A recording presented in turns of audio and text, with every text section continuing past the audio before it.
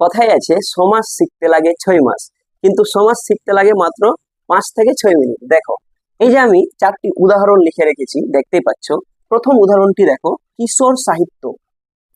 কিশোর মানে বুঝতে পারছো, কিশোর মানে কি, যে ছোটদের সাহিত্য, মানে ছোটদের জন্য যে সাহিত্য লেখা হয়েছে সেটাকে না আমরা বলবো কিশোর সাহিত্য। আমি যদি এই সমস্ত পদ বা সমাসবদ্ধ পদটিকে যদি আমি কাউকে বুঝাতে যাই, যে কেউ যদি বলে আমাকে কিশোর সাহিত্য মানে কি, তো আমি ওকে কিভাবে বুঝাবো?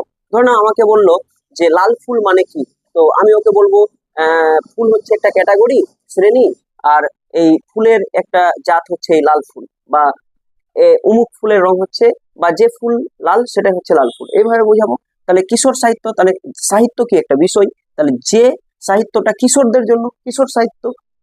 আমি এটাকে শুধু বাক্যে লিখবো একটু সুন্দর করে, কিশোর সাহিত্য। তাহলে যদি আমি এটাকে ঠিকঠাক মানে প্রকাশ করতে চাই অর্থ, তাহলে কি হবে?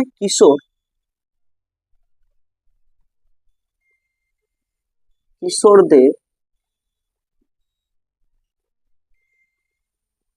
জন্য সাহিত্য, কিশোর সাহিত্য, কিশোরদের জন্য সাহিত্য, কিশোর সাহিত্য। আচ্ছা, এবার দেখো সত্যাগ্রহ। তাহলে এটা সন্ধিবদ্ধ আছে, এখানে দুটি শব্দ রয়েছে, আমি যদি সন্ধি বিচ্ছেদ করি তাহলে কি পাবো? সত্য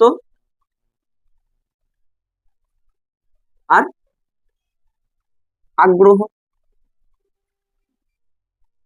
ঠিক না? তাহলে সত্য আগ্রহ দুটি পদ পাওয়া গেছে, মানে অবশ্য সমাস হবে। দেখো, সত্যাগ্রহ, তাহলে সত্য, সত্যের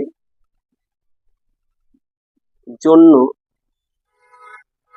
আগ্রহ, ঠিক তো? এটাই তো অর্থ প্রকাশ করছে সত্যাগ্রহ শব্দটি, সত্যের জন্য আগ্রহ। আচ্ছা, রক্ষা কবচ। তাহলে কবচ মানে কি? যেটা তোমাকে প্রোটেস্ট করবে, সুরক্ষিত রাখবে, রক্ষা কবচ। তাহলে রক্ষার জন্য কবচ, ঠিক তো?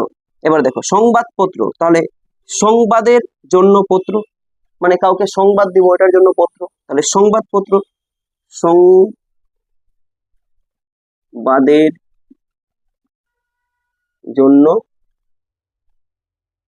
পত্র হয়ে গেল কি? সংবাদপত্র। এবার দেখো সমস্ত পদ মানে কি?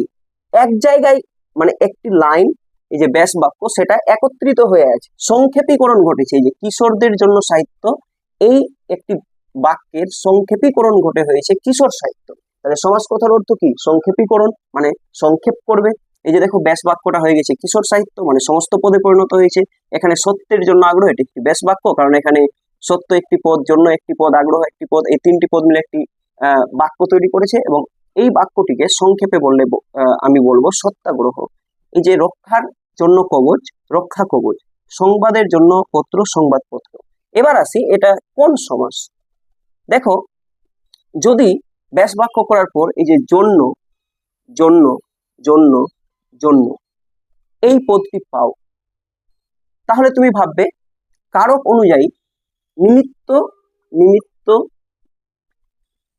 কারকে আমরা কি দেখেছিলাম, যে যদি সমাপিকা ক্রিয়াপদকে কিসের নিমিত্ত, কিসের উদ্দেশ্যে বা কিসের জন্য দিয়ে প্রশ্ন করে উত্তরে যে পদকে পাবো সেটাই হবে কি? তোমার নিমিত্ত কারক। তাহলে এখানে দেখো, এখানে সাহিত্য, তাহলে কিসের জন্য সাহিত্য? কিশোরের জন্য, তাহলে জন্য। এবার দেখো বেশ বাক্য করার সময় এখানে নিমিত্ত লেখাই ভালো, নিমিত্ত, জন্য যেখানে আছে নিমিত্ত, নিমিত্ত মানেই জন্য, নিমিত্ত মানেই জন্য। এখানে কি লিখবো? নিমিত্ত, এখানে নিমিত্ত মানে উদ্দেশ্য। এই যে পত্র কিসের উদ্দেশ্যে লিখছে? সংবাদের। কবচ কিসের উদ্দেশ্যে? রক্ষার জন্য। আগ্রহ কিসের উদ্দেশ্যে? সত্যের জন্য। সাহিত্য কিসের উদ্দেশ্যে? কিশোরদের উদ্দেশ্যে বা জন্য।